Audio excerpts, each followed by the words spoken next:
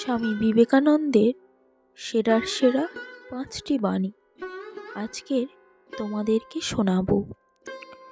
কাজের সামান্য আরম্ভ দেখে ভয় পেও না। কাজ সামান্য থেকেই বড় হয়। সাহস অবলম্বন করো। নেতা হয়ে যেও না, সেবা করো। নেতৃত্বের এক পাশব প্রবৃত্তি জীবন সমুদ্রে অনেক বড় বড় জাহাজ ডুবিয়েছে। এ বিষয়ে বিশেষ সতর্ক হও। অর্থাৎ মৃত্যুকে পর্যন্ত তুচ্ছ করে নিঃস্বার্থ হও এবং কাজ করো। এসো, মানুষ হও। নিজেদের সংকীর্ণ গর্ত থেকে বেরিয়ে এসো। বাইরে গিয়ে দেখো সব জাতি কেমন উন্নতির পথে চলছে। তোমরা কি মানুষকে ভালোবাসো? তোমরা কি দেশকে ভালোবাসো?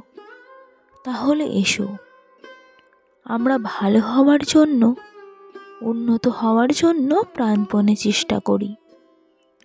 পিছনে চেও না। অতি প্রিয় আত্মীয় স্বজনও কাঁদুক, পেছনে চেও না। সামনে এগিয়ে যাও। এই নির্যাতিত ও অধঃপতিত লক্ষ লক্ষ নরনারীর উন্নতির কথাকে চিন্তা করে কয়েক হাজার ডিগ্রিধারী ব্যক্তি দিয়ে একটি জাতি গঠিত হয় না, অথবা মুষ্টিমেয় কয়েকটি ধনী ও একটি জাতি নয়। আমাদের সুযোগ সুবিধা খুব বেশি নাই, এ কথা অবশ্য সত্য, কিন্তু যেটুকু আছে তা 30 কোটি নরনারীর সুখ স্বাচ্ছন্দ্যের পক্ষে, এমনকি বিলাসিতার পক্ষেও যথেষ্ট।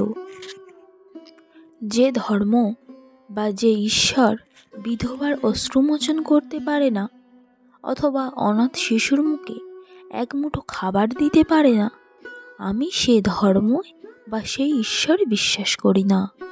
মতবাদ যতই বড় হোক, যত সুবিন্যস্ত দার্শনিক তত্ত্বই তাতে থাকুক, যতক্ষণ তা মত বা বইয়ে আবদ্ধ, ততক্ষণ তাকে আমি ধর্ম নাম দিই না।